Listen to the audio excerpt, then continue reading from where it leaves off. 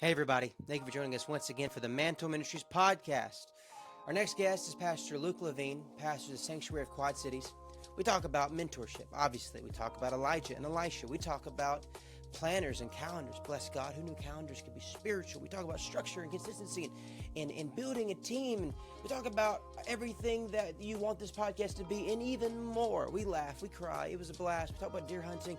We talk about how we kind of look like each other. We just had a great time filming it. I hope you enjoy listening to it. So thank you for joining us once again for the Mantle Ministries podcast. Like, share, subscribe, share, and subscribe. God bless you.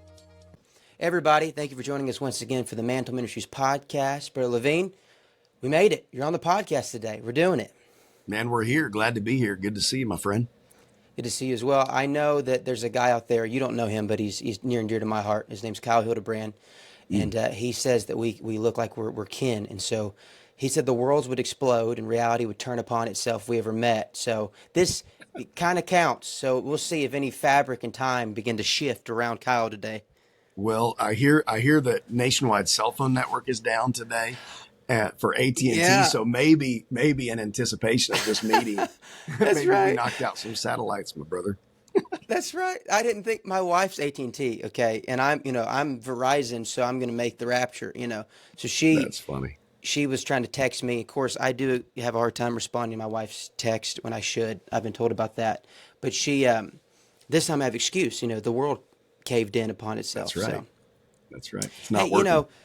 no, it's not working. And it's, I think it is. I think that we were scheduled this and the electrical system couldn't handle it for sure. Right. So I kind of stop people's Facebook before this just to, because I'm like a journalist. We just want to go to, deep places and kind of bear everything out. I know, is deer hunting just a thing you do, or is this a thing you do? Like, this is like part. So, man, that's funny you asked that. We just had a friend of mine was just preaching for us doing our leadership weekend this last week, and he kind of antagonized me from the pulpit a little bit for deer hunting. So I love to deer hunt.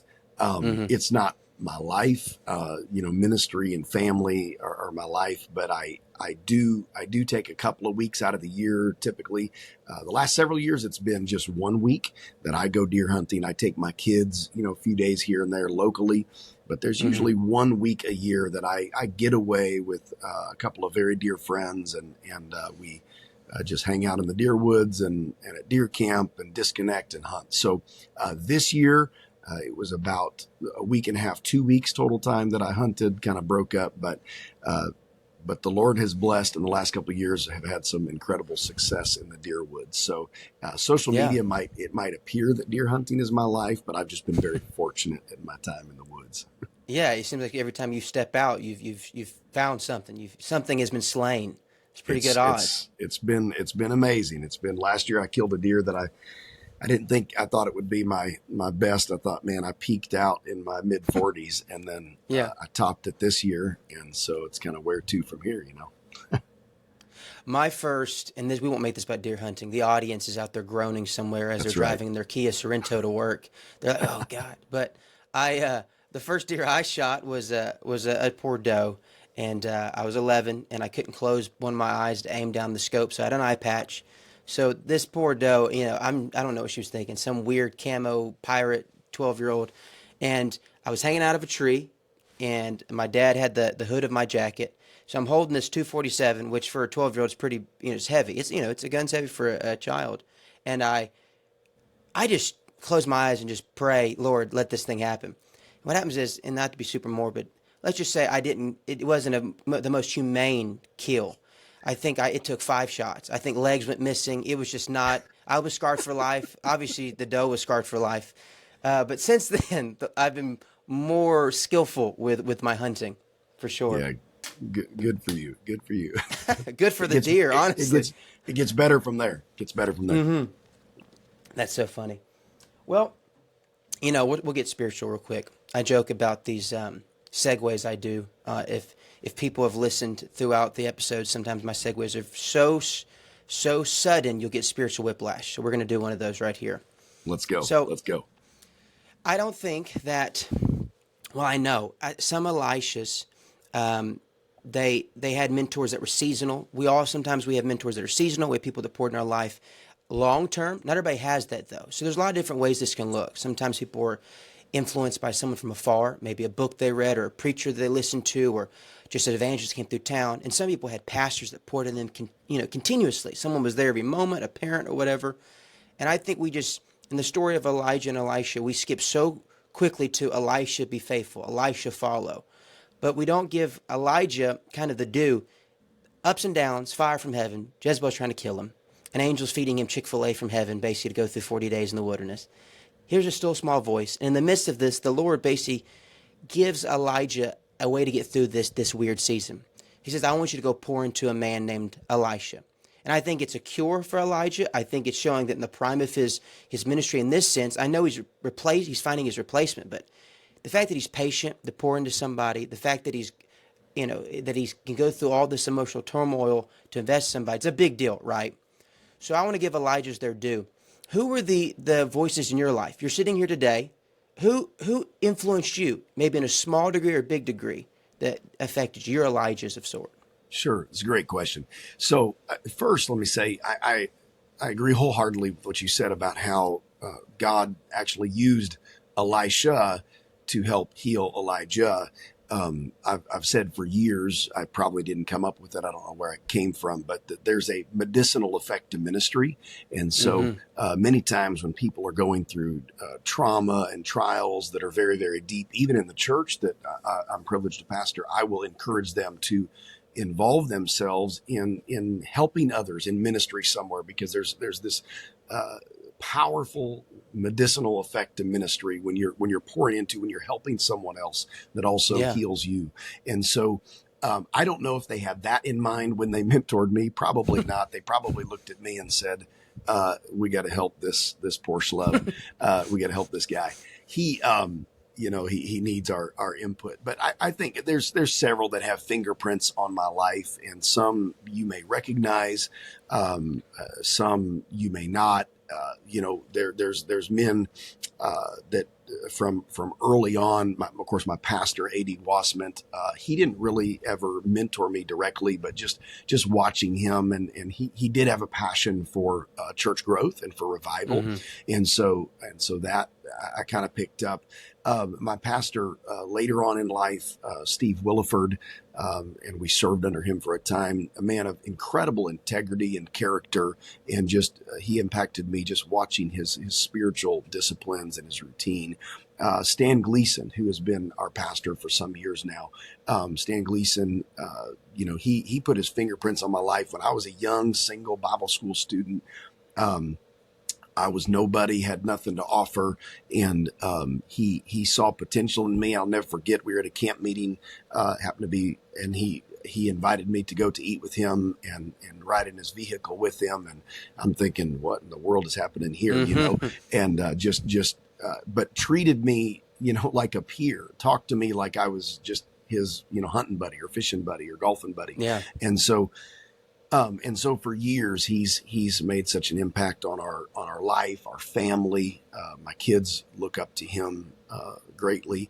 We've done a lot of missions work over the years. We've been in 30 or 40 countries doing missions work over the last 25 years, and got very close with Benny DeMerchant. Benny DeMerchant, we spent extended amount of time in Brazil with him. In fact, there's a couple of fish behind me that I actually a picture I forgot of he and I behind me from one of the meetings that we were in Manaus together. Spent a lot of time together. Benny DeMerchant, just his love for the work of God, man. He was not flashy. Anybody who knew Benny DeMerchant, when he preached, he hardly raised his voice. Always wore his suspenders. Most of the time they had a ruler on them, and he would make jokes about being able to measure things as long as he didn't stretch them out too much, and right. Just a tremendous man, so unassuming, so humble, and taught me so many powerful lessons in the times that we spent together. And we would FaceTime, and later on in life, we would call earlier than we would FaceTime, and just I one lesson that I don't know how far you want to go down this road of go ahead, of the Elijahs in my life, but Benny DeMerchant taught me something that really changed my life one day. We were in his house in Manaus, and there's a map of Brazil on his wall, and he was showing me in the entire Amazon region all of the churches that he had planted, and he planted fly fishing churches. Pretty. He called them fly fishing churches. He would tie flies, and long story short, we'd go fishing, and we'd pass out these fishing flies with the gospel message attached to them. In fact, one of them hangs on this fish behind me. But he would tie these flies, tie the gospel message into the color of the fly. We'd go fishing for 5 days, and he'd say, "You think you're going on a fishing trip, but we're planting a church." And we'd fish for 5 days and pass these out to the villagers way in the tributaries up in the Amazon, and people would fall all over themselves, these villagers, to get these flies that we tossed to them, and they'd be an invitation to a bend in the river and a particular series of nights, and then we'd show up. That's all we did was fly fish, bro. There's no social media. Wow. There's no advertisement. There's no village. I mean, it's just people in the jungle in some of these places. And we'd show up to that bend in the river on that particular night at sundown, and hundreds, maybe thousands of people would just literally come out of the jungle. And we'd have a few nights of crusade, plant the church, and he'd take a Bible school student and put him there as pastor. Wow. And I asked him one time, all that was set up. I asked him one time, I said, he would take these Bible school students fresh out of the Bible school that they started, that Brother Sister Merchant started. And there's a whole story behind that of them losing their son, and the Lord putting this burden in their heart, and to start a Bible college and raise up sons in the gospel. So he would drop this fresh Bible school student in the middle of the jungle with, 300 people that had the Holy Ghost now, brand new converts, and say, go pastor them, right? Kind of what we try not to do with North American church planting now, drop somebody off in the jungle by themselves and say, good luck. Yeah. But he would do that. And he's showing me in this living room, these fly fishing churches. And he says, he said, we got one here. We got one here. He said, this one failed, but we've got one still here. We're going to get one. And so I asked him, I said, man, you drop all these Bible school students. They're green. They're fresh. I mean, I know what I was like right out of Bible school. Yeah. You give them 200 people out in the middle of nowhere and just say, go at it. I said, don't some of them fail? And he said, oh, yes. Oh, yes. And he got a little emotional. I said, well, but you keep doing it. You keep dropping these Bible school students off in the jungle, essentially. And he said, Luke, the ones that fail, they cause me great pain. He said, but the joy I get out of the ones that succeed far outweighs the pain that those few cause me. And he looked me in the eyes and he said, don't ever focus on those that cause you pain, or the people or the things that fail. Focus on what works, what God blesses, what's successful.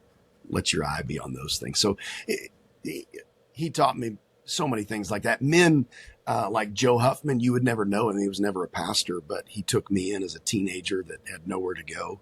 And he took me in and just taught me some principles and some precepts of life. A man like Marvin Northern, again, a man you would never know. I grew up in Nebraska. Marvin Northern was who's went on to be with the Lord now due to a tragic accident years ago. But he saw something in me, loved me, cared for me, made me feel, as a 12, 13-year-old boy on the campground, made me feel like I mattered.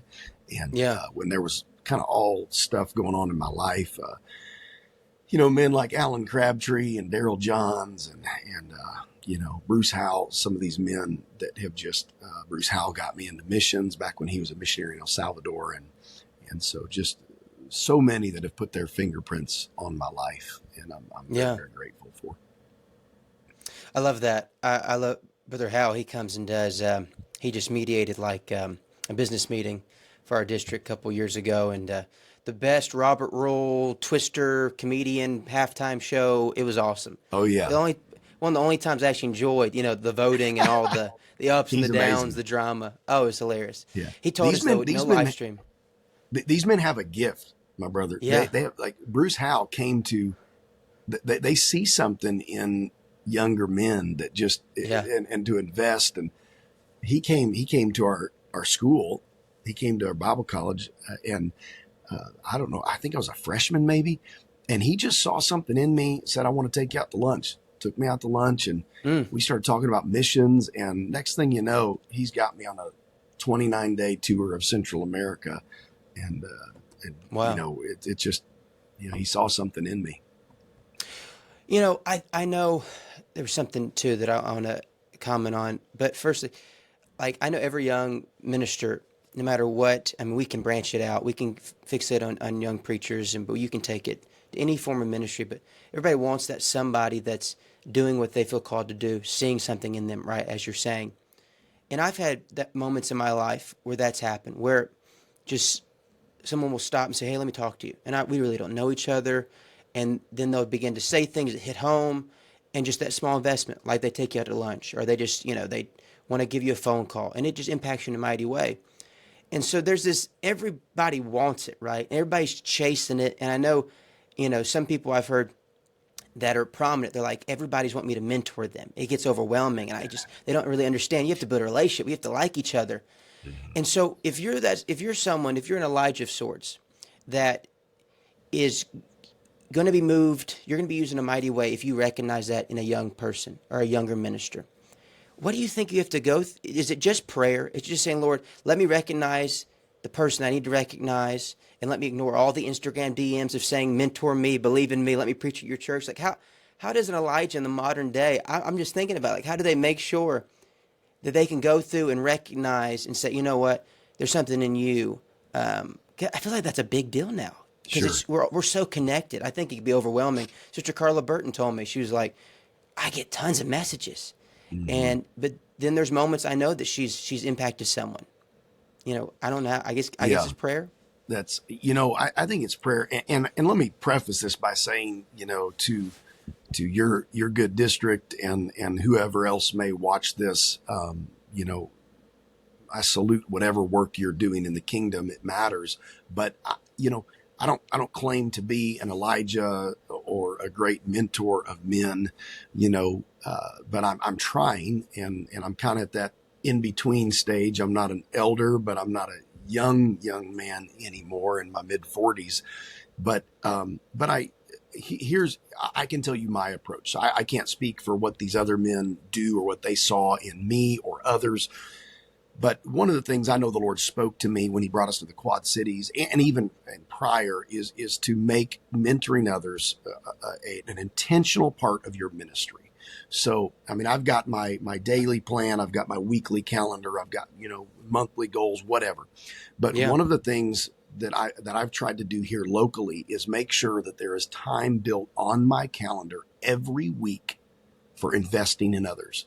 And so we have a phrase we use around our house and around the office here. We let the calendar be the bad guy. So I'm going to put it on the calendar. And then when that time comes, it's time to do this. Right. And Yeah. so it's an appointment. So there are, you do that. You find those people through prayer. You find those people, their hunger. I would say, to the young man wanting to be mentored,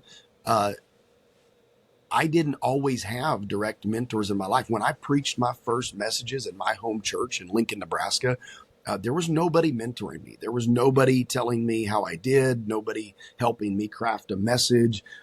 When I, Yeah. worked on the youth, our youth, we had a team of people that helped with our youth there before I went off to Bible college. And there was nobody mentoring me, nobody telling me what to do. I was in no staff meetings. I had no leadership training. So there might be Hmm. seasons of your life where if you're the younger man, you don't have that. And my advice to you is be faithful, work hard. I was listening to preaching. I was reading whatever I could get my hands on. So, Jeff Arnold at that time, since then I had preached for him, evangelizing several times. But at that time, Jeff Arnold was mentoring me. Anthony Mangan, I had never shaken his hand or met him at that point yet, but he was Yeah. mentoring me, listening to these men and their messages, and that they were mentoring me. So you can go seek some of that out. But for the older man, I put it on my calendar. I put it on my weekly calendar. There's going to be blocks of time where I mentor people. And here's why. I feel like for the local church, speaking just as a local church pastor, if I grow people, the church will grow because of those people. If I grow people, the church will Yeah. grow. If I mentor people, if I grow leaders, I'm not going to have to focus on church growth, whatever that is, however that looks like. But Yeah. if I just intentionally focus on growing people to their capacity, to their ministry, then church growth is going to be a byproduct of their individual growth, of their ministry growth.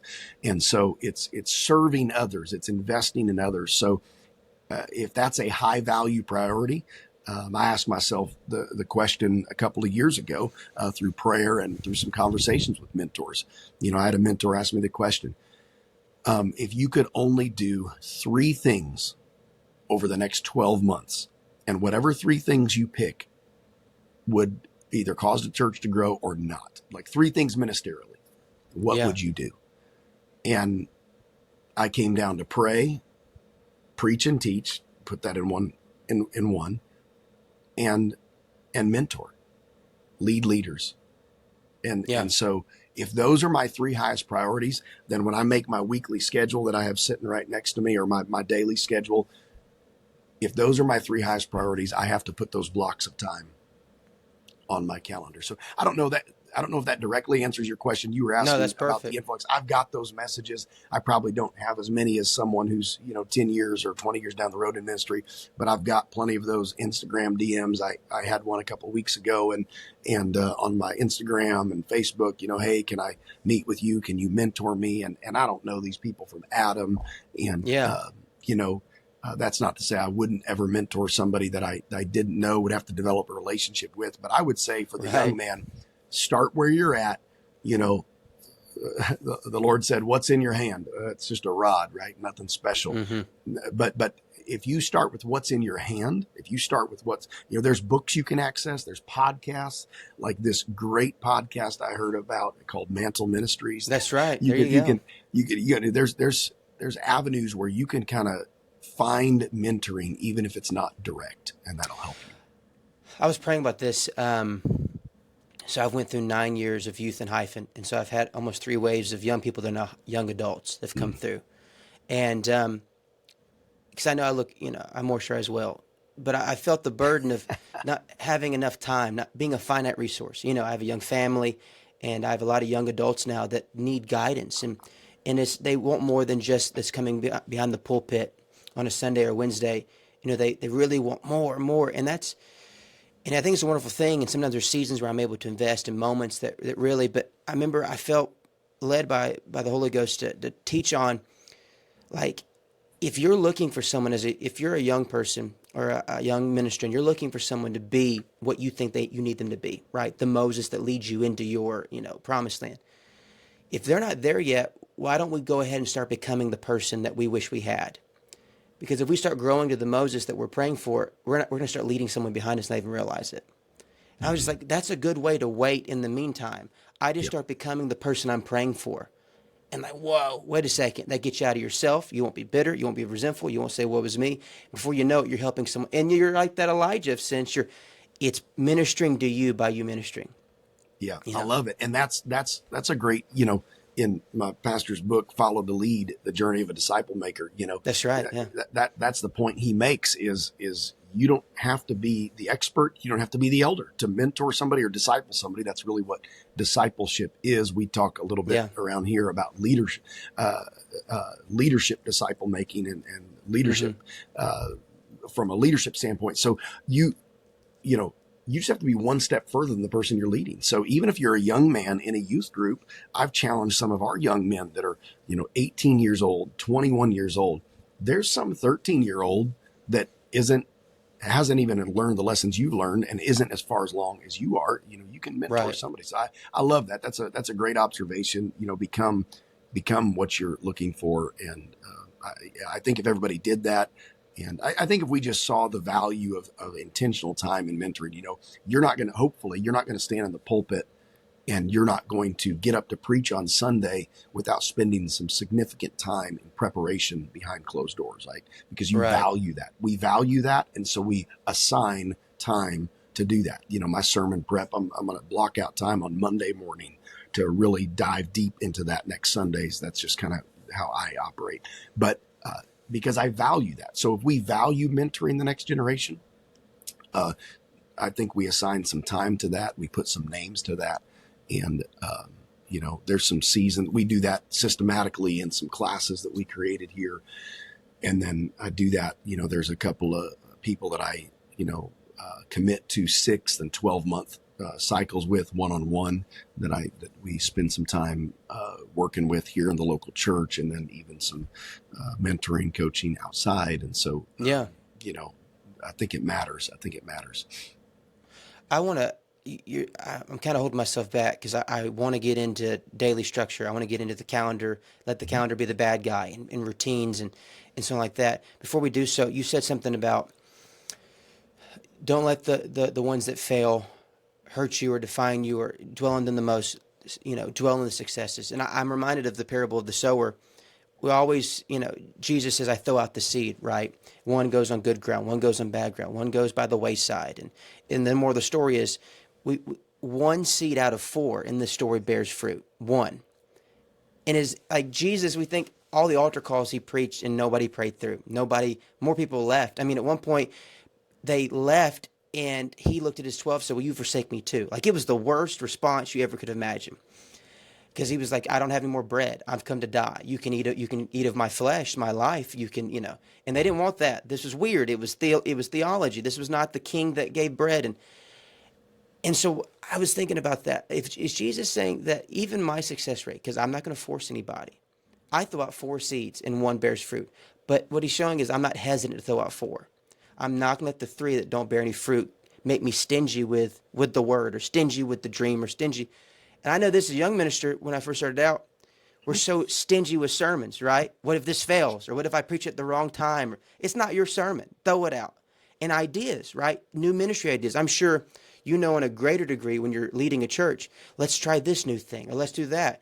And the fear of this seed may not bear any fruit may hold us back, right?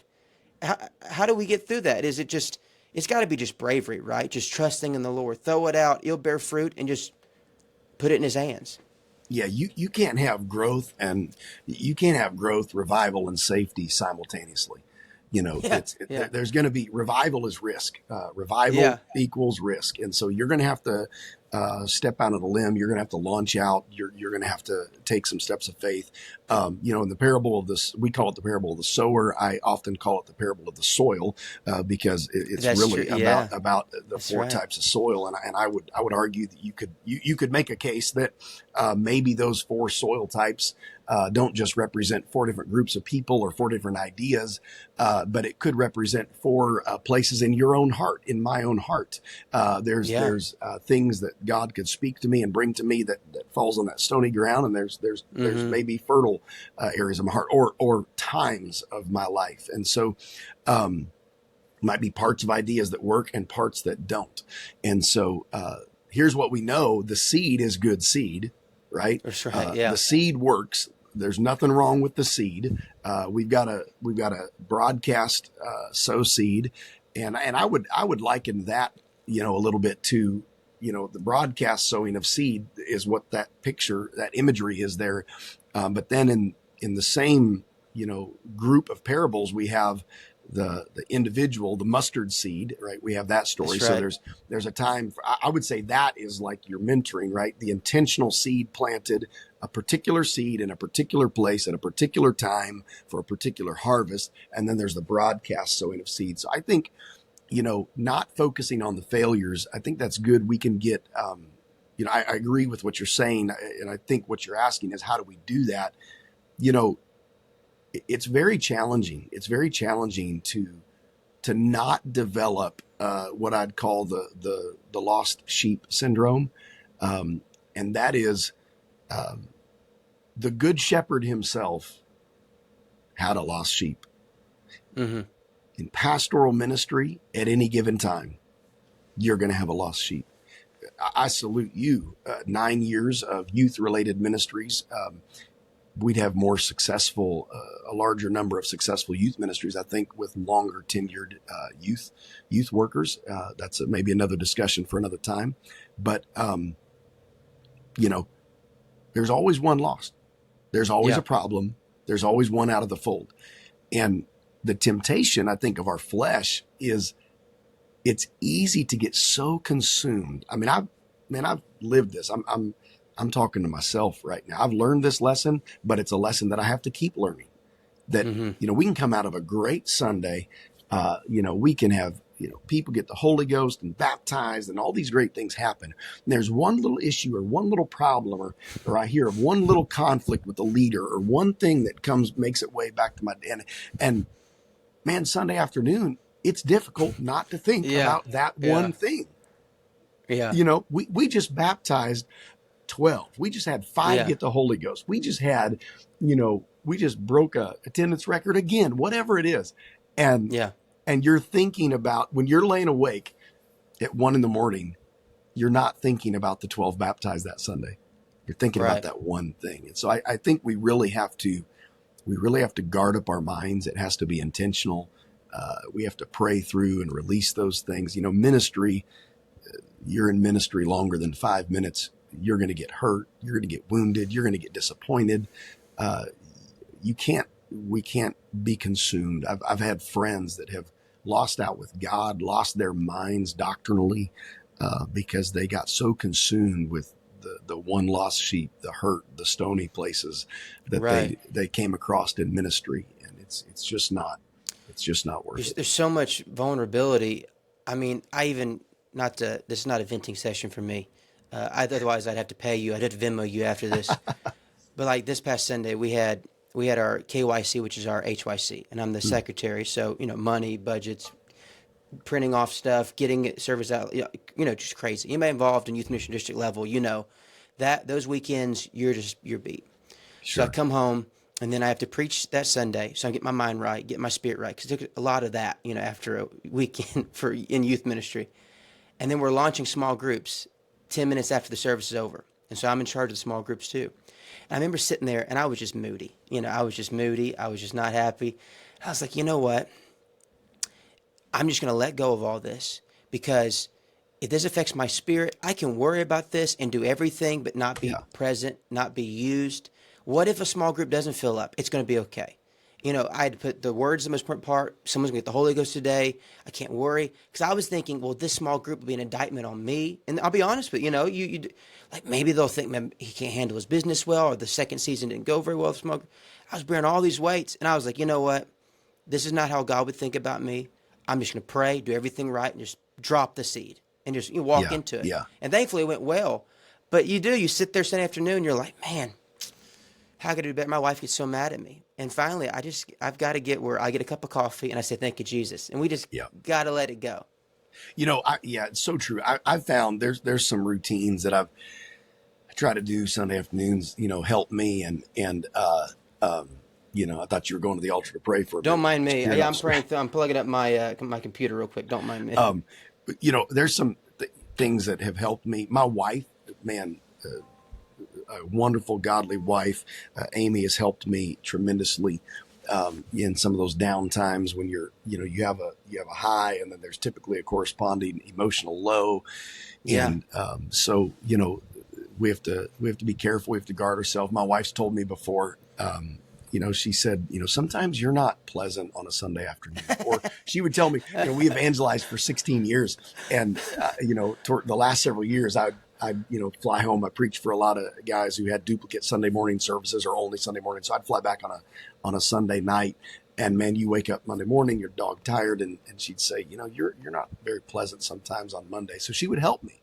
She would help me see that and then, do something about that. But yeah, we have to be so careful. There's always something that can be improved. There's always something that can be better. Nothing's ever perfect. But, another phrase we use around our house and in the office, we try not to borrow trouble. Don't borrow trouble. I don't know what Easter is going to look like at the Sanctuary Quad Cities. I know we've planned. I know we're praying. Mm-hmm. I know we've put a ton of work into it already, and we're 5.5 weeks out. But I don't know how it's going to go down. But I'm not going to borrow trouble worrying about something that I cannot control, that I can't do anything about. So, we've got the converging. You talked about the weekend you had. We've got the converging of some all kinds of things happening here locally right now in the church, and lots of moving pieces. And I just got to be careful every night to say, Lord, this is your church. It's in your hands.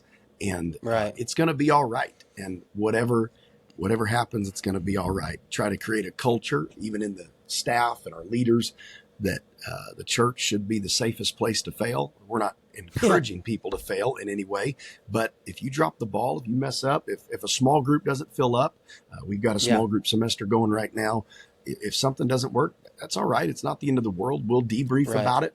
We'll make some notes for next time. And you're the church isn't going to rise or fall on your best day or your worst day. So, and you're not as good to our audience. Maybe this will help somebody out there.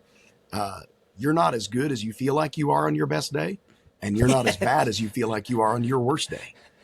Yeah. Yeah. That's for sure. That's why I don't go back and listen to live streams for any, whether singing or preaching or announcing. Like, that wasn't as funny as I thought. That didn't land very well. Just don't do it to yourself, people out there. Don't do it. Never lands right the same. I love that you mentioned calendar. Are you a early riser? Are you just a normal riser? Like, you get started at 8. Where do you find like your daily bread? Because we're going to get to calendar and stuff, but how do you kind of shape your day? So, I'll talk about my ideal day.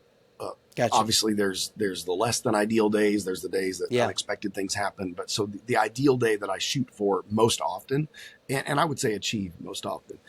So I don't early riser. I think I'm on the earlier side, but I guess that's all relative. So I'm usually starting my day 5:30, 6 o'clock at the latest. That's Maybe pretty depending early. on that's pretty early. You made the So cut, man. You're in the early rising club. Yep, for sure. so we made the cut. So, if it's been now I'm not obsessive about that. So I try to listen to my body, man. If I'm, and I naturally wake up, I never set alarms. I naturally wake up when I need to. And so, but if I've had an exhausting week and I try to take Fridays off. So, Hmm. I may sleep in a little bit on Friday. For me, sleeping in would look like maybe 6:45, 7 o'clock. And, I'm still up, want to see my kids before school, want to love on That's them, want to right. pray with them before school. So yeah, I'm an early riser, try to, ideal day. I'm going to go down, did it this morning, get up early. I'm going to go down, sit on my couch. I'm going to make a cup of coffee and I'm going to sit down, talk to the Lord, get in the word, uh, pray, just kind of get my mind right. If I have time, before the kids start getting up, getting ready for school, I'm gonna look through my calendar, look through my to-do list for the day, think about what my top priorities of the day are, just kind of pre-think all of that. So I feel like when I leave that couch, when I leave that family room, I've got a plan of attack. Getting up, getting ready for the day. I've got a plan of attack for the day. So I've already met with the Lord. I've got a good handle on what my day is going to look like, or what I need to accomplish that day. And then you just kind of go forth from there. Do you? I know some people. And everybody has to do it this way. So I'm not. Some people are more loosey goosey. Some people, are more seasonal. Some people just kind of, they'll pray in the morning one day, they'll pray in the afternoon, or they'll study this Mm-hmm. time or that. And so it's just different people. So I'm not preaching a false doctrine or making my own religion. I'm just saying I'm kind of more geared as you're describing. I like to know. I like to plan. I like to have routine because I feel like it anchors me. Because I'm not very good about being me unless I have routine. Like, I'm a bad Yeah, me until I understand. get that, because it anchors my mind. It gets me in the same. Like, I was not to wax biblical too strong. I was reading about ended up teaching it last night about how Cain, when Cain is punished, it says he took the ground from me and you took your presence from me. And I think you could say, well, Cain's more worried about the ground than he is about God's presence. And that could be the case. But I think what he's also saying is, you took away my way to devote myself to you. And that's how I've always interacted with you. The first part of the story, he's bringing his offering, and it said he brought of his produce. And his brother Abel brought the firstborn. And then, so he's coming to God's presence through devotion, but not the best devotion he could have. And Abel's given the best he could have. So poor devotion made it where he wasn't that present in God's presence. And the Lord says, I'm not Mm-hmm. pleased in you.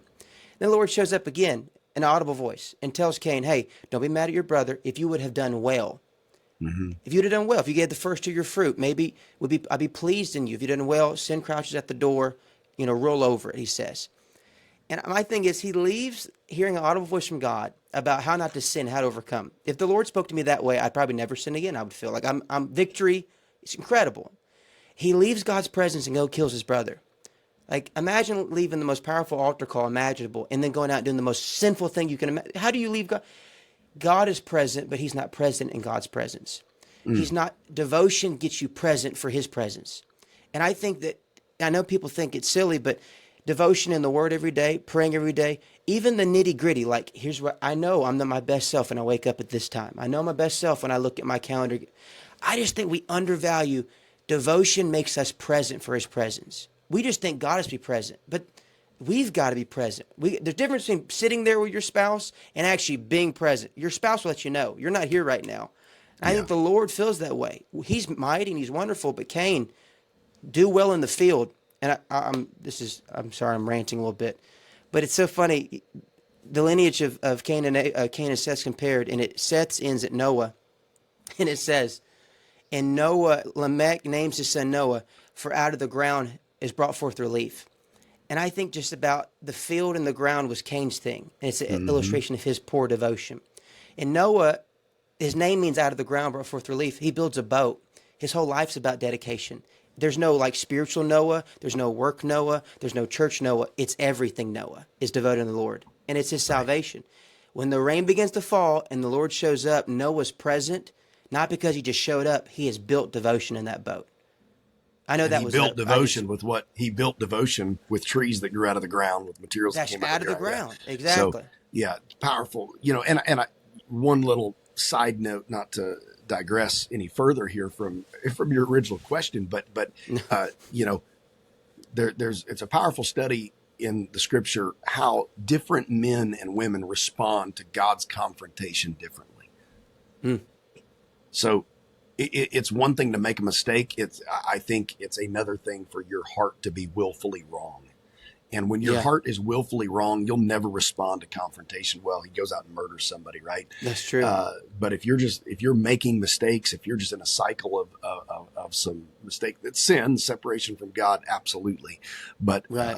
somebody's heart is revealed, I think, just a little bit deeper in a different level when they're confronted. But I totally agree with the time of devotion. If you don't have, this is a pretty strong statement, and maybe it wouldn't apply to everybody 100% of the time. But I Hmm. would say for the most part, if you can't tell me a time and a place and a method that you're using for personal devotion and study, you are not going to be consistent in your personal devotion. That's true. Yeah, If you don't I have a agree. time, a place, and a method, a time, a place, and method. So tell me when you're doing it, tell me where you're doing it, and tell me what you're doing. Are you Hmm. and people you can start anywhere. I encourage our new converts, young people, whatever. If you're not praying at all, make yourself a goal to literally read one verse of the Bible and just say a quick little 20-second prayer before you start your days. Just start somewhere. Start somewhere. Yeah, There's a reason the first rung of the ladder is on the ground, right? So that's if you right. can Yeah, have an easy first step, so we give people an yeah. easy first step. But if you're not, if you're in ministry, if you're desiring to be in ministry, you need to have a time, a place, and a method it's the same back to disciple making. If you can't tell me who your disciple is, when you met with them last, when you're meeting with them again, and what you're doing with them, you don't have a disciple. Mm, yeah. Do you? So do you use? I want to kind of give people some actionable items. Let's say there's someone out there and like, you know what? I have all the belief. I have the Holy Ghost. I pray and everything, but I want to put some structure into my action. Like the rain's coming, but I want to dig some ditches. Like I want to be ready. And that's very practical at times. So let's talk about like, do you have a paper calendar? You use a digital calendar? And you said you check in quarterly, monthly, and weekly. Is that how you kind of check in with your schedule and everything? So, that's kind of an ever evolving system, I would say. I have a calendar. I have a digital calendar, and that's where our home calendar feeds in, our church calendar feeds in, my pastoral meeting calendar and schedule that our administrative assistant keeps. That all feeds Mm-hmm. in there, and so I've got a digital calendar. But as far as my daily to do list, I just have a journal and I make notes in here, and I chicken scratch, my days, and make notes, make notes of what I'm doing in the day. I break it down by, contacts I need to make or respond to. Yeah. That'd be emails, phone calls, church items, personal items, places I need to go. So there's got just kind of a quadrant I developed over time on that calendar. But it's Yeah. funny you asked that, because today should be getting delivered a different kind of a day timer. I used to use a Franklin Covey day timer back in the day. I don't know Yeah. if you ever heard of them. Oh yeah. And I've tried digital. I don't know. I'm still a child of the '70s, so I may be a little older school. Have you heard To of some, Michael Hyatt? Have you heard of Michael Hyatt? Yeah. Okay. His full that's the focus day planner. planner. Yeah, that's Are the you? day I'm planner that's telling come. you Yeah, what. I'm telling you what. The glory of God has fallen. that's literally what's delivered in my mailbox today. So I'm going to try it. I'm not, Yeah. and the reason I'm going to try it is because I've been printing off a paper of my actual calendar. I've tried Yeah. this for a few weeks where I'll print off one day, and I just the actual physical aspect of taking a pen and writing down my time blocking my day, just putting it on Yeah. paper so it's in front of me. So from, I know from 11 to 12:30, I've got a podcast scheduled, and I know, Yeah. 12:30 to 1, I'm going to grab lunch and take a walk outside. And you talked about prayer time. Sometimes I'll pray in the morning. I'll schedule that. That's in the morning. But then sometimes during the day, clear my mind. We got a beautiful church property. I'll take a walk and just talk to the Lord, get some sunshine. Even in the wintertime, I'll just take a walk Yeah. outside, get some fresh air. And then I know I've got a meeting, an appointment at 1 o'clock. So that's time blocked. And then I know I got to revisit Sunday's sermon, at 2 o'clock. And then, time blocking helps me. And I think that new planner is going to help me with that. But that does help Oh, me it's great. to time block. I think you have to figure out what system works best for you. I would say that you need some type of, if you're going to be productive, if you're going to be successful, if you're going to make an impact, whether it's in business, ministry, the kingdom of God, whatever, you need to have some type of personal management system. So some system of calendars and to-do lists, and that I will tell you, that all does not come natural for me. It does not come natural for me. I've had to work at that over years. Yeah. That is not a gift God gave me. That is a skill that I've had to develop. So Yeah. so I'm still working at it, which is why I have a different type of day planner coming. I'm going to try Coming it for in a the couple of mail. weeks and see if I like it. So, I got one around here somewhere. I was looking for it, but it's kind of, dark over here in this movie magic set I got going on. Probably knock over everything fun. if I found it. I know you've been very gracious with your time. I just want to ask you one more thing before we get out of here. Let's talk about sermon prep very briefly. Okay. So, how does it look for you? Do you write word for word? Do you write bullet points? How do you get from I've read the Bible to this is becoming a sermon? How does that look for you? Man, I'll give you the ideal Gotcha. sermon, and then I'm going to tell you what happens sometimes. Okay. So, I've got a sermon calendar that I have developed for our church, and a teaching preaching calendar. And what that helps me do is it helps me plan kind of the big themes that I feel from God for the year. Okay. Yeah. So again, I've could, take periodically a 2-day just prayer and Bible retreat where I'll get away in an Airbnb somewhere, even locally, and just disconnect, shut my phone off, disappear, and I'll just pray through the entire Bible and just write and just pray and just write what the Lord's speaking to me for our church for the next year. And so then I'll take that, and then I will decide, okay, I'm going to hit on this particular theme this year. I'm going to do a series on this year. I do a lot of teaching and preaching in series.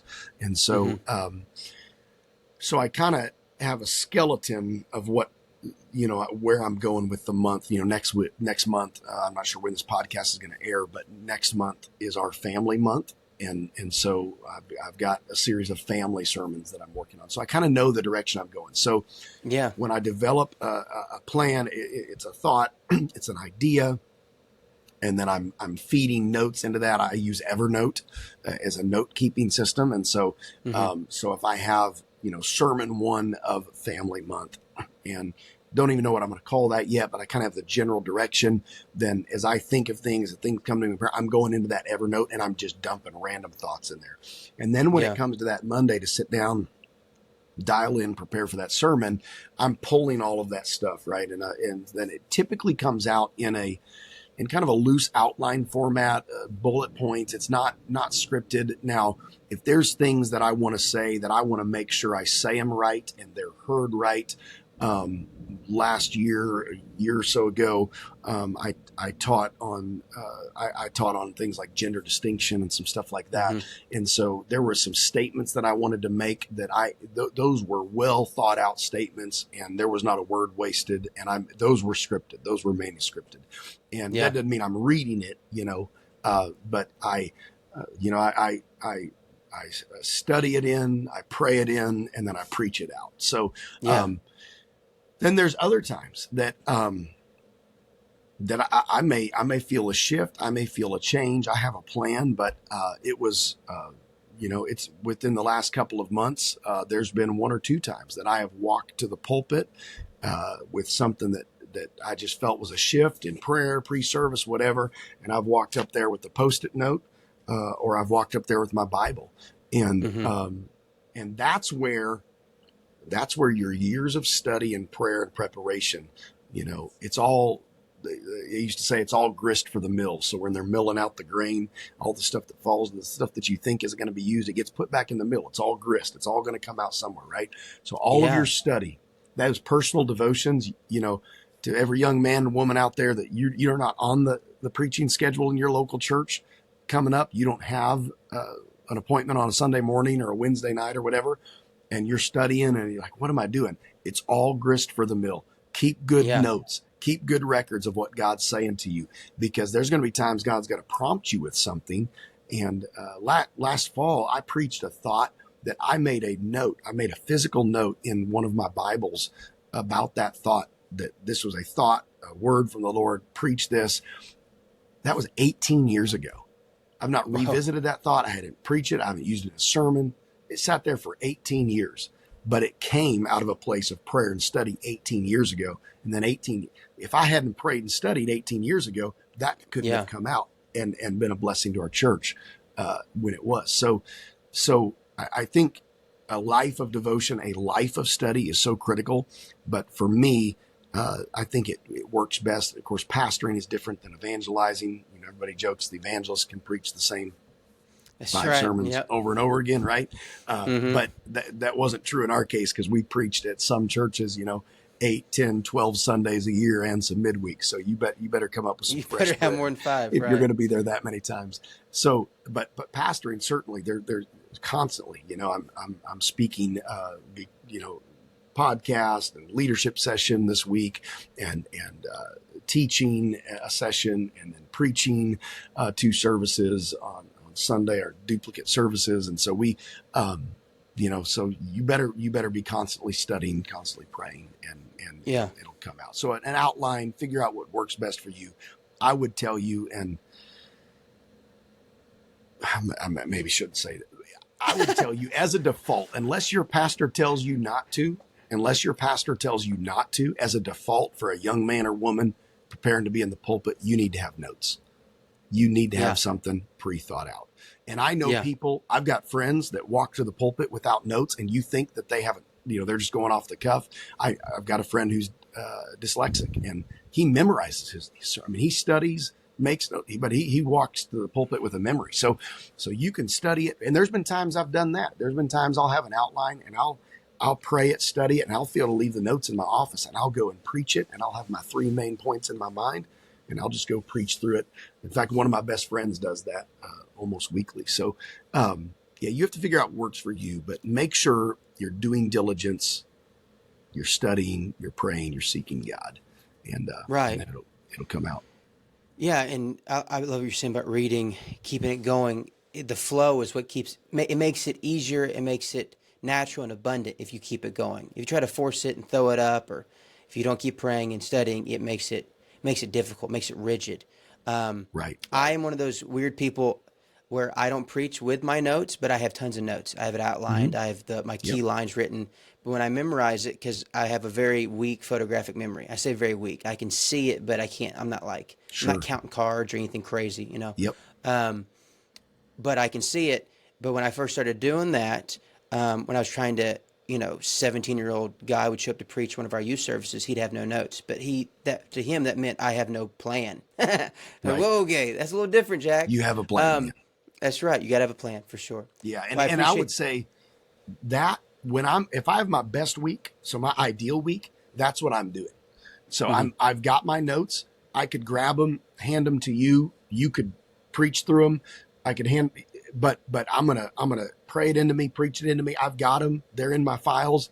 But I'm walking to the pulpit with my Bible. That's me. Now I don't Yeah, publish that, broadcast that, because again, I think young guys starting they out, do. They unless your think pastor tells you different or the Lord just tells you different, it's a good practice to have notes. You need to stay on for track sure. and make sure you have something to say when you get I to the love. pulpit. I love. I had a guy say he was like, the Lord said, don't worry about what you'll say. He'll just tell you. I said, no. He said he'll bring it to your remembrance. That's different than just Totally magically different. downloading it. He taught him for 3 years. He's going to bring it back to.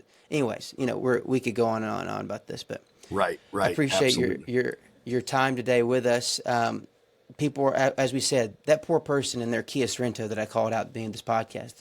They're thinking I'm using the gift of spirit right now. They had no idea that I knew. They were out there driving, listening to us, and the make and model of their car. They're But I rattled. appreciate that. They're so shook up right now. They're Um, they're trying to get over the deer stories and all that stuff. that's So right. The thankfully mangled here in the doe. Quad Cities, we've got plenty of hunters and fishers, and That's right. They we're can handle middle it. Yeah. America, so I That's won't have right. anybody mad at me here. That's right. That's right. Well, everybody, hey, thank you for listening today to the Mantle Ministries podcast once again. Thank you, Pastor Levine, for being with us. God bless you.